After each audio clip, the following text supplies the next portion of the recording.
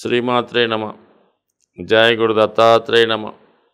ఈ వీడియోలో మనం ఏప్రిల్ 1వ తారీఖు నుంచి 15వ తారీఖు మధ్యలో జరగబోయే పక్ష ఫలితాలు వృషభ రాశి వారికి ఏ విధంగా ఉండబోతున్నాయి అన్న విషయాన్ని మనం వీడియోలో పరిశీలిద్దాం. మరి వృషభ రాశి వారికి ఈ వారం శుక్రుడు 11వ స్థానంలోకి రావడం జరిగింది. ఒక విధంగా ఈ శుక్రుడు ఎప్పుడైతే ఉచ్చస్థానంలోకి రావడం జరిగిందో జాతకులకి వ్యక్తిగతంగా వాళ్ళ యొక్క సామర్థ్యం పెరుగుతుంది. వాళ్ళలో ఉన్నటువంటి తెలివితేటలు ఉపయోగించుకునే విధంగా మంచి అవకాశాలు రావడం జరుగుతాయి. మరి రుణ ప్రయత్నాలు ముఖ్యంగా ఫలించడం జరుగుతుంది. ఒక విధంగా ఇది స్త్రీలకి చాలా అనుకూలమైనది. ఎవరైతే వృషభ రాశిలో స్త్రీలు ఉన్నారో వారికి మరి వాళ్ళు ఎంతకాలంగానూ ఎదురు చూస్తున్నటువంటి వివాహ విషయాలు కానీ, ఉద్యోగ వ్యాపార సంబంధించిన విషయాలు, అంటే గృహానికి సంబంధించిన విషయాలు అనుకూలించే అవకాశాలు ఉన్నాయి. మరీ ముఖ్యంగా చెప్పాలంటే విదేశంలో ఉన్నటువంటి వాళ్ళ యొక్క జీవిత భాగస్వామిని కానీ, లేదంటే బాగా వాళ్ళకి పరిచయం ఉన్నటువంటి వాళ్ళ సహకారం లభించడం కానీ, లేదంటే వీళ్ళ దూర ప్రాంతంలో ఉన్నటువంటి తన ఆత్మీయుల్ని కలుసుకోవడం కానీ జరిగే అవకాశం ఉన్నది. ఇక చతుర్థ స్థానాధిపతిగా ఉన్నటువంటి సూర్యుడితో షష్టాధిపతిగా రాష్ట్రాధిపతిగా ఉన్నటువంటి శుక్రుడు లాభస్థాన సంచారం ఏ విధంగా ఉంటుందంటే, ఏదైనా రుణ ప్రయత్నంతో ఏదైనా ఒక స్థిరాస్తి కొనుగోలు చేసే ప్రయత్నం అన్నది ఈ సమయంలో జరిగే అవకాశం ఉంది. లేదంటే ఏదైనా వాహన యోగం, ఏదైనా ఒక వాహనాన్ని, ఒక మంచి ఖరీదైనటువంటి వాహనాన్ని రుణం ద్వారా కొనుగోలు చేయే అవకాశం కూడా 100% ఈ వారం మరి రాబోయే పక్షంలో కనబడడం జరుగుతుంది. సో ఏదైనా రవి లాభస్థానంలోకి ఉన్నప్పుడు మరి ప్రభుత్వ మూలక సహకారం లభిస్తుంది. ప్రభుత్వ పథకాలు మీకు అనుకూలంగా రావడం జరుగుతూ ఉంటుంది. అలాగే మరి చతుర్థాధిపతి అవ్వటం వల్ల మరి గవర్నమెంట్ ద్వారా మీకైనా ఇంటి స్థలం కానీ, గృహం కానీ, ఏదన్నా ప్రామిస్ కానీ ఖచ్చితంగా లభించే అవకాశం ఉంటుంది. ఇక రవి కారకత్వాలైనటువంటి ఆరోగ్యం, అలాగే తండ్రి గారు, మరి ఎటువంటి రవి రాహుతో కలిసి ఉండడం వలన వ్యక్తిగత ఆరోగ్య విషయంలో ఏదైనా అనుకోకుండా ఒక ఇబ్బంది రావచ్చు. లేదంటే మీ తండ్రి గారికైనా ఏదైనా ఒక అస్వస్థత, దీర్ఘకాలిక అనారోగ్యం ఉంటే అది బయటపడడం, ఎమర్జెన్సీగా ఏదైనా ఖచ్చితంగా వైద్యం చేయవలసి రావడం జరగవచ్చు. కొన్ని సందర్భాల్లో చిన్న సమస్య పెద్ద సమస్యగా మారే అవకాశం ఉంది. కాబట్టి ఖచ్చితంగా ఈ పక్షంలో మరి మీకు కానీ, మీ కుటుంబ సభ్యులు కానీ ఏదైనా అనారోగ్యపరమైనటువంటి సమస్యలు ఎదురైతే కొంత అప్రమత్తంగా ఉండి తొందరగానే ఒక మంచి వైద్యుని చూపించుకోవడం మంచిది. లేదంటే మీకు చిన్న ప్రాబ్లం ఉంటే దాన్ని పెద్ద ప్రాబ్లంగా చేసి మిమ్మల్ని భయభ్రాంతులకు గురి చేసి మీతో ధనం ఖర్చు పెట్టే ప్రయత్నాలు కూడా జరిగే అవకాశం ఉంది. కాబట్టి ఏదైనా ఒక వైద్యుల్ని కానీ, ఏదైనా హాస్పిటల్లో కానీ చూపించుకునే ముందు అది జాగ్రత్తగా 1-2 సార్లు ఆలోచించి నమ్మకమైన వాళ్ళతో చూపించుకోవడం మంచిది. లేదంటే మీరు మధ్యవర్తుల ద్వారానో ఇంకో విధంగానో మోసపోయే అవకాశం ఉంది. కాబట్టి జాగ్రత్త వహించండి. అలాగే ఆలోచన విధానంలో ఒక అసందర్భమైనటువంటి ఆలోచనలు వస్తుంటాయి. జీవితాన్ని ఇప్పుడు కాకపోతే ఇంకెప్పుడు అనుభవిద్దాం అన్నటువంటి ఆలోచనతో మరి ఏదన్నా మీలో అంతర్గతంగా ఉన్నటువంటి వ్యసనాల్ని మరి దానికి అమలుపరచడం కానీ, కలగకూడని వాళ్ళని కలుసుకోవడం, వెళ్ళకూడని ప్రదేశాలకు వెళ్ళడం, అనవసరంగా జోదం, రేసులు లాంటి వ్యసనాల్లో పాల్గొనడం, ఈజీ మనీ కోసం ఆశపడడం, మోసపూరితమైనటువంటి వ్యక్తుల్ని కలుసుకొని వాళ్ళతో మీ యొక్క స్నేహాన్నో మీ యొక్క ఆలోచనలను పంచుకోవడం వల్ల వాళ్ళు స్వార్థం కోసం మిమ్మల్ని ఉపయోగించుకోవడం జరుగుతుంది. కాబట్టి సాధ్యమైనంత వరకు మనసుని కంట్రోల్లో పెట్టుకోండి. ఏ విధమైన బలహీనతలు కూడా లొంగవద్దు.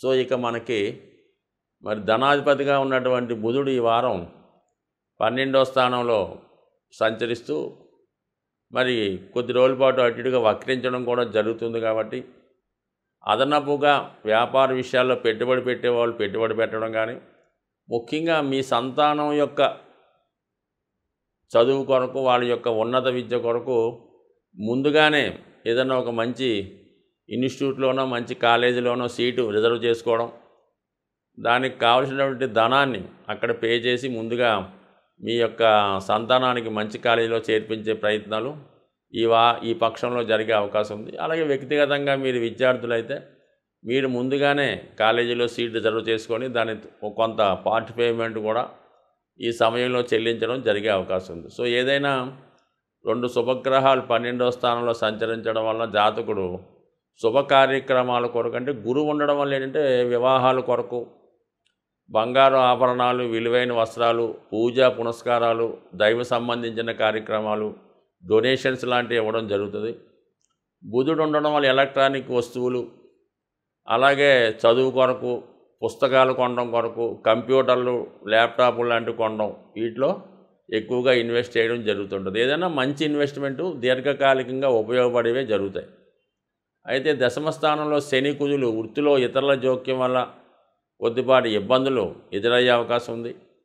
అలాగే ప్రస్తుతం ఉన్నటువంటి ఉద్యోగాన్ని కంప్లీట్గా విడిచిపెట్టి వేరే ఉద్యోగంకు మారడం కానీ, అదే వ్యాపార వర్గంలో ఉన్నవాళ్ళైతే కొంతవరకు వ్యాపారాన్ని కంప్లీట్గా ఈ ప్రస్తుతం చేస్తున్నటువంటి వ్యాపారాన్ని వైండప్ చేసి కొత్త వ్యాపారాన్ని గురించి ఆలోచించడం కానీ జరిగే అవకాశం ఉంది. లేదా భాగస్తుల మధ్య, వ్యాపారంలో పార్ట్నర్స్ మధ్య, మీరు ఏదన్నా వృత్తిలో ఉంటే మీ కొలీగ్స్ మధ్య వృత్తిపరమైన ఇబ్బందులు ఎక్కువగా రావడం జరుగుతుంది. సో ఈ విధంగా వృత్తిపరమైన సమస్యలు మరి ఈ పక్షంలో మీకు విపరీతంగా ఇబ్బంది పెట్టే సూచనలు ఉన్నాయి. సో అలాగే కొంతవరకు ఈ ఉద్యోగ విషయంలో రాజకీయాలు కూడా మిమ్మల్ని కొంత ఒత్తిడికి, అసహనానికి గురి చేసే అవకాశం ఉంది. బట్ ఏదైనప్పుడు కూడా గ్రహాలన్నీ కూడా 10, 11, 12 స్థానాల్లో ఉండడం వల్ల కొంతవరకు 10, 11 స్థానాలు కొంత ఇబ్బంది పెట్టినా అభివృద్ధికరంగా ఉంటాయి. 1000 స్థానంలో శుభగ్రహాలు కొంతవరకు మంచి ఖర్చులు పెడుతున్నాయి. కాబట్టి ఓవరాల్గా ఈ పక్షం వృత్తిపరమైన సమస్యలు తప్ప మిగతా విషయాల్లో జాతకుడు అనుకూలంగా ఉండే అవకాశం ఉంది. బట్ ఫైనాన్స్ విషయంలో మాత్రం కొంత జాగ్రత్తగా బ్యాలెన్స్గా ధనం ఖర్చు పెట్టుకుంటే రాబోయే రోజుల్లో ఇబ్బంది పడకుండా ఉండే అవకాశం ఉంది. ఈ పక్షంలో ముఖ్యంగా మనకి నూతన సంవత్సరం ఉగాది ఏప్రిల్ 9వ తారీఖున రావడం జరుగుతుంటుంది.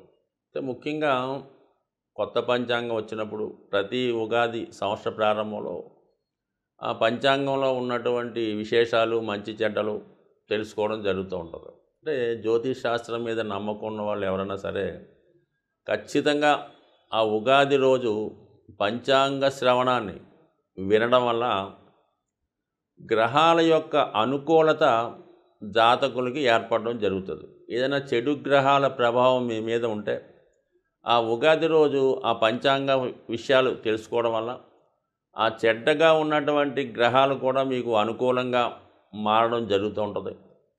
అలాగే ఉగాది నాడు మీరు తిన్నటువంటి ఉగాది పచ్చడిలో ఏ విధంగానైతే పులుపు, ఉప్పు, తీపి ఈ షడ్రుచులు లాంటివన్నీ అందులో ఉంటాయో, అలాగే గ్రహాలు కూడా మనకి మంచి చేసే గ్రహాలు, చెడు చేసే గ్రహాలు, ఉపకారం చేసే గ్రహాలు అన్నీ ఈ ఉగాది పచ్చడిలో ఉన్నటువంటి రుచుల్లాగే ఈ గ్రహాలు కూడా వాటి స్థాయిని బట్టి జాతకుడి మీద ప్రభావం చూపడం జరుగుతుంటుంది.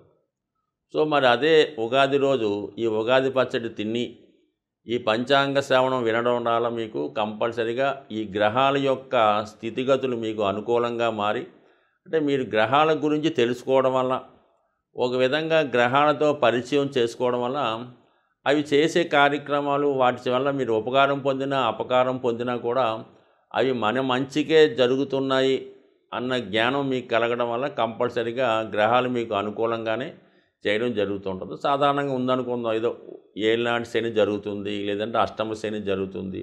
అయితే ఖచ్చితంగా మీకు శని ఇబ్బంది పెడుతున్నాడంటే అతనికి ఇబ్బంది పెట్టే ఉద్దేశం అయితే కాదు.